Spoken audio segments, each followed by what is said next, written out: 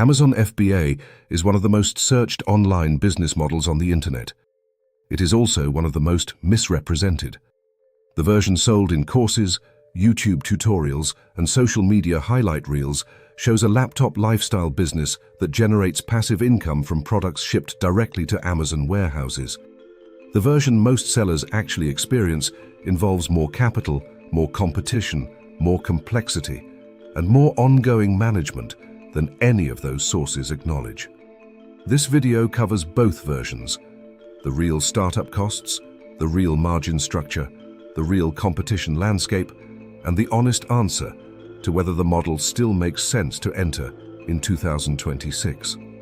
Amazon FBA stands for Fulfillment by Amazon.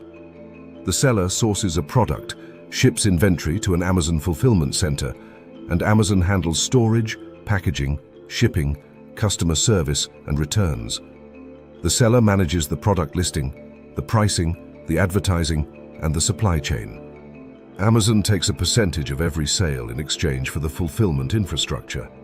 The model has produced a significant number of successful businesses. It has also produced a significantly larger number of failed ones, and the gap between the two groups comes down almost entirely to capital, product selection, and realistic expectations about the margin structure. The startup cost question is where most beginner resources fail to give an accurate answer. The honest minimum to start Amazon FBA with a private label product, a product manufactured specifically for the seller's brand, is between $3,000 and $5,000. This covers the initial inventory order, product photography, Amazon seller account fees, UPC barcodes, freight shipping from the manufacturer to the Amazon warehouse, and a basic advertising budget for the first 30 to 60 days of launch. Tutorials that claim Amazon FBA can be started for $500 or $1,000 are describing a scenario that does not account for competitive advertising costs in most product categories, the minimum order quantities required by most manufacturers to access viable per-unit pricing, or the working capital needed to reorder inventory before the first batch sells out, because the window between placing a reorder and receiving new stock at Amazon's warehouse typically runs between 45 and 90 days. Running out of inventory during that window causes the product listing to lose its sales rank, which takes additional advertising spend to recover. The capital requirement is not a one-time cost. It is a recurring cycle tied to inventory turnover and reorder timing. The fee structure is the second area most beginner resources understate. Amazon charges sellers in 4 primary ways. The referral fee is a percentage of the sale price that varies by category, typically between 8% and 15%, with most consumer product categories sitting at 15%. The FBA fulfillment fee covers picking, packing, and shipping each unit and is calculated by size and weight. For a standard small item, it typically runs between $300 and $4,050 per unit. Storage fees are charged monthly, based on the volume of inventory held in Amazon's warehouses, and increase significantly during the October through December peak season. Advertising costs, primarily Amazon's pay-per-click system called sponsored products, are not technically a fee, but they are effectively mandatory for new listings to generate visibility until the listing builds enough organic ranking to appear in search results without paid promotion. A product selling for $25 in a standard category with average FBA fees, a 15% referral fee, and a modest advertising cost of $3 per unit sold has an Amazon cost structure of approximately $10 to $12 per unit before the product itself has been paid for. If the product costs $6 per unit to manufacture and ship to Amazon, the margin per unit is approximately $7 to $9 on a $25 sale. That is a 28% to 36% net margin, viable but significantly narrower than the sell products for 10x your cost framing used in most Amazon FBA content. Margins compress further when advertising costs increase, which they do as product categories become more competitive, or when storage fees accumulate from slow-moving inventory. The competition question is the third factor that determines whether entering Amazon FBA in 2026 makes sense for a specific product in a specific category. Amazon had over 9.7 million registered sellers on its platform as of 2024.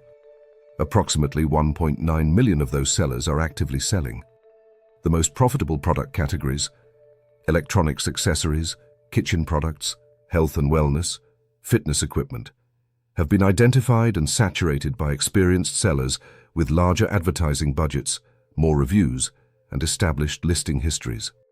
Competing in a saturated category as a new seller with no reviews requires either a significantly lower price, which compresses margin to unsustainable levels, or a significantly larger advertising budget to force visibility against established competitors. Neither is a viable long-term strategy. The product categories where new sellers can still compete in 2026 share a specific set of characteristics. They have consistent, evergreen demand. People search for them every month, regardless of trend cycles. They are not dominated by major brands. A category owned by Nike, Philips, or a well-funded private label brand with 10,000 reviews is not accessible to a new seller at any reasonable margin. The product has a price point between $20 and $70. Below $20, the fixed FBA fees consume too much of the margin. Above $70, the purchase decision requires more trust than a new listing can typically establish. The product is not fragile, not oversized, and not subject to seasonal demand, all of which add cost and complexity to the FBA model. Product research tools including Helium-10, Jungle Scout, and AMZ-Scout provide data on monthly search volume, estimated sales velocity, average selling price, and competitive density for any product category on Amazon. The research phase, validating that a product meets the above criteria before ordering any inventory, is the most important step in the entire process and the one most frequently skipped by new sellers who are eager to launch. Sourcing starts on Alibaba, the largest B2B platform connecting manufacturers with buyers. The process involves requesting samples from 3 to 5 manufacturers, evaluating quality, and negotiating per unit price and minimum order quantity. Standard minimum orders run between 200 and 500 units. At $6 per unit for 300 units, the initial inventory cost is $1,800 before freight. Sea freight from China to an Amazon US fulfillment center runs between £800 and $2,000 depending on volume. Launching requires generating initial reviews. Amazon prohibits incentivized or fake reviews.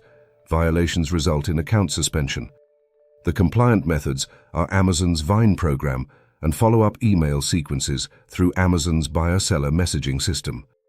A listing with fewer than 15 reviews will struggle to convert, regardless of price or listing quality. The competitive threshold in most categories is between 15 and 50 reviews, and getting there costs time, advertising spend, and sales volume before the business reaches profit.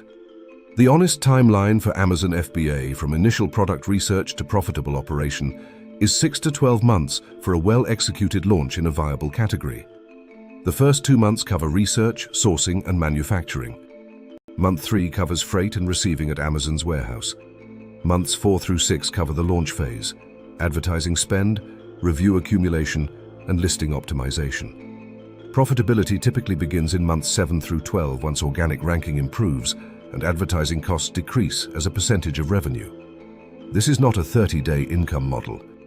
It is a business that requires capital, patience, and systematic execution over a period of months before it produces meaningful returns. Sellers who succeed in 2026 share a consistent profile: validated demand, limited brand competition, enough capital to sustain advertising through the ranking phase, and early profits reinvested into inventory rather than withdrawn. Sellers who fail share an equally consistent one: saturated categories, underestimated startup costs, skipped product research, and expectations of income within 30 to 60 days, before the ranking phase has run its course. Amazon FBA is still a viable business model in 2026. The window for easy wins with generic products in obvious categories closed several years ago. What remains is a real business opportunity that rewards research, capital discipline, and patience, and punishes shortcuts at every stage. The question of whether it is worth starting is not answered by the model itself. It is answered by whether the capital requirement, the timeline, and the operational complexity are compatible with the resources and expectations of the person entering it. Drop a comment with the product category being considered. The next video covers the specific Amazon FBA niches with the most room for new sellers in 2026, ranked by competition level and margin potential.